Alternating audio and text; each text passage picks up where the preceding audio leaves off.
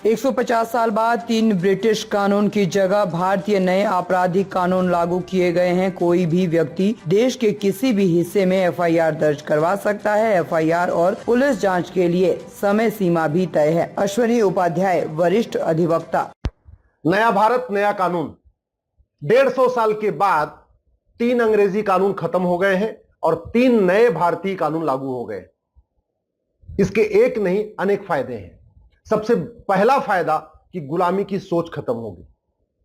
पहले उसका नाम था इंडियन पिनल कोड, उसमें इंडिया शब्द था। अब उसका नाम हो गया है भारतीय न्याय संहिता। तो अब भारत आ गया, इंडिया की जगह भारत आ गया। पहले वाले कानून का नाम था इंडियन एविडेंस एक्ट, नए वाले का नाम है भारतीय साक्ष्य संहिता। तो वो भी इंडिया गया, भारत आ गया। आम आदमी के लिए इसमें बहुत फायदे हैं। पहली बात तो ये कि जहां आपके साथ अपराध हुआ है वहीं जाके एफआईआर कराना जरूरी नहीं है। जैसे मान लीजिए आप बंगाल में थे, वहां आपके साथ कुछ मारपीट हो गई, अब वहां से आप भागे, वहां आपके पास डर के मारे इतनी हिम्मत नहीं पड़ी कि आप वहां एफआईआर करा सको। तो आप दिल्ली आ जाओ और दिल्ली में जाके एफआईआर करा दो कि बंगाल के इस थाने में इस स्थान पे आपके साथ ये हुआ है, आपकी एफआईआर रजिस्टर हो जाएगी। दूसरा फायदा, ये एफआईआर लिखने की एक टाइमलाइन फिक्स हो गई है। तीसरा फायदा, पुलिस की जांच कंप्लीट करने की भी टाइमलाइन फिक्स हो गई है। चौथा फायदा, जब चार्जशीट कोर्ट में फाइल हो जाएगी तो 60 दिन के अंदर मजिस्ट्रेट के लिए, जज के लिए चार्ज फ्रेम करना अनिवार्य होगा। देखिए क्रिमिनल लॉ कैसे चलता है। सबसे पहले शिकायत की जाती है, शिकायत करने के बाद पुलिस उसकी देखती है कि शिकायत ठीक है या नहीं है, थोड़ा एक प्राइमा फेसी उसकी जांच करती है, फिर वो एफआईआर लिख देती है। एफआईआर के बाद जांच होती है, फिर वो चार्जशीट बनती है, वो चार्जशीट फाइल की जाती है। उसके बाद मजिस्ट्रेट उस पर सुनवाई करते हैं, 1-2 सुनवाई करने के बाद चार्ज फ्रेम करते हैं। तो अब इस सभी चारों प्रोसेस का टाइम फिक्स हो गया। एफआईआर करने की टाइम फिक्स, जांच करने की टाइम फिक्स, चार्जशीट फाइल करने की टाइम फिक्स और जज के द्वारा भी चार्ज फ्रेम करने का टाइम फिक्स हो गया। इसके अलावा जो सबसे इंपॉर्टेंट है, जब पूरी बहस पूरी हो गई तो कई बार ऐसा भी देखा जाता है, बहस पूरी हो जाती है, जज साहब जो है उस मुकदमे को 6 महीने बाद उसका फैसला सुनाते हैं। उसकी भी टाइम फिक्स हो गई है कि सुनवाई के 60 दिन के अंदर आपको मुकदमे का 45 सुनवाई कंप्लीट करने के 45 दिन के अंदर आपको फैसला सुनाना ही सुनाना है। तो आप, मुझे ऐसे लग रहा है कि इस पूरे के पूरे अगर आप इसका स्ट्रक्चर देखें तीनों कानूनों का, तो हम धीरे धीरे जस्टिस विद इन ईयर की तरफ आगे बढ़ रहे हैं। मैं ये नहीं कह रहा हूं कि ये 3 कानून लागू होते ही 1 साल के अंदर मुकदमों का फैसला शुरू हो जाएगा, लेकिन मैं ये कह रहा हूं इन तीनों कानूनों के बाद 1 साल के अंदर जो फैसला होना चाहिए उसकी तरफ आप आगे बढ़ चुके हैं। इसमें स्नैचिंग को बहुत सीरियस ऑफेंस बना दिया है। आप देखते रहते हैं चेन स्नैचिंग होती रहती है, मोबाइल स्नैचिंग होती रहती है, आए दिन झपट्टा मारी चलती रहती है, उसको गंभीर अपराध बना दिया है। आतंकवाद को इसमें शामिल कर लिया है, पहले उसमें नहीं था। पहले आईपीसी में राजद्रोह था, देशद्रोह नहीं था। यानी शासन की बुराई करना, शासन के खिलाफ कुछ करना अपराध था, लेकिन देश के खिलाफ कुछ करना अपराध नहीं था। अब उल्टा हो गया, शासन के खिलाफ आप कुछ भी करिए कोई फर्क नहीं पड़ेगा, लेकिन अगर आपने देश के खिलाफ कुछ किया तो गंभीर अपराध माना जाएगा। तो अब राजद्रोह की जगह देशद्रोह आ गया है। अच्छी बात यह है कि अगर आप देश के बाहर बैठ के कुछ करते हैं तो भी आपको यहां घसीटा जा सकता है। आप भारत के अंदर से भारत के खिलाफ कुछ करिए या भारत के बाहर बैठ के पन्नू जैसे या खालिस्तानियों तरीके कुछ करिए, तो भी आपके खिलाफ ये मुकदमा यहीं दर्ज हो जाएगा। और ये जो भारतीय न्याय संहिता है उसमें इसको शामिल कर लिया गया।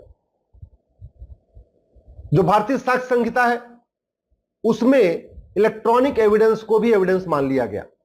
चूंकि जो इंडियन एविडेंस एक्ट था वो 1872 में बना था, अंग्रेजों ने बनाया था, और जब 1872 में बनाया था उस समय ना उसमें मोबाइल होता नहीं था, फोन होता नहीं था, व्हाट्सएप चैटिंग होती नहीं थी, टेलीग्राम होता नहीं था, ये सब कुछ होता नहीं था।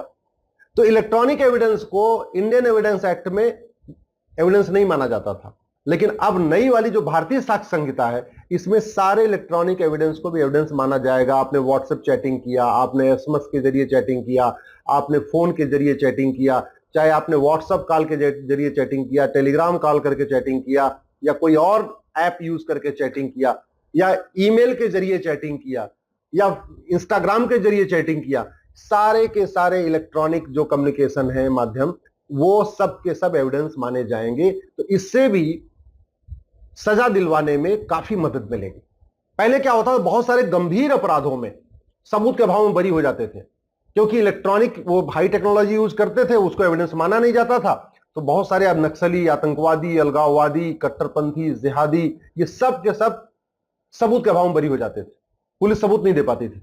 इलेक्ट्रॉनिक एविडेंस होता था, इसके बावजूद भी वो सबूत के अभाव में बरी होते थे, क्योंकि इलेक्ट्रॉनिक एविडेंस को एविडेंस माना नहीं जाता था। अब क्या होगा, इलेक्ट्रॉनिक एविडेंस को एविडेंस माना जाएगा। इसलिए मेरा यह मानना है कि जो अब सजा का रेट डबल हो जाएगा। पहले कुछ राज्यों में सजा 10% होती थी, यानी अगर 100 एफआईआर होता था तो केवल 10 लोगों को सजा होती थी, 90 लोग बाइज्जत बरी हो जाते थे। कुछ राज्यों में ऐसा भी है कि 100 एफआईआर होता है तो 50 लोगों को सजा होती है, 50 लोग बरी हो जाते हैं। मेरा यह मानना है कि जहां 10% सजा होती थी अब वो 20% हो जाएगी, जहां 20% सजा होती थी वो 40% हो जाएगी। सजा का रेट डबल हो जाएगा। लेकिन इसमें और भी कुछ करने की जरूरत है। जो 3 नए कानून आए हैं, इसमें झूठ बोलने को गंभीर अपराध घोषित नहीं किया गया है, झूठी शिकायत को गंभीर अपराध घोषित नहीं किया गया है, झूठी गवाही को गंभीर अपराध घोषित नहीं किया गया है, झूठे हलफनामा को गंभीर अपराध घोषित नहीं किया गया। यानी मान लीजिए कोई बलात्कार का झूठा मुकदमा दर्ज कराता है, छेड़छाड़ का झूठा मुकदमा दर्ज कराता है, SC/ST एक्ट का झूठा मुकदमा दर्ज कराता है, तो उसको कोई सजा नहीं होगी। तो जो मिसयूज है वो चलता रहेगा। फायदे अनेक हैं, लेकिन जो कानून का मिसयूज हो रहा था, दहेज का झूठा मुकदमा, छेड़छाड़ का झूठा मुकदमा, बलात्कार का झूठा मुकदमा, SC/ST एक्ट का झूठा मुकदमा, उसके लिए इस कानून में कोई प्रावधान नहीं है। इसलिए मैं सरकार से निवेदन करता हूं, झूठी शिकायत, झूठा मुकदमा, झूठी जांच, झूठी गवाही, झूठी चार्जशीट, इसको भी गंभीर अपराध घोषित करें। दूसरा, झूठ पकड़ने के लिए नार्को पॉलीग्राफ ब्रेन मैपिंग को मैंडेटरी करें, अनिवार्य करें, उसको भी एविडेंस माना जाए। नार्को पॉलीग्राफ ब्रेन मैपिंग को, जितने व्हाट्सएप वगैरह तो अब मान लिया गया, लेकिन अभी न तो झूठ को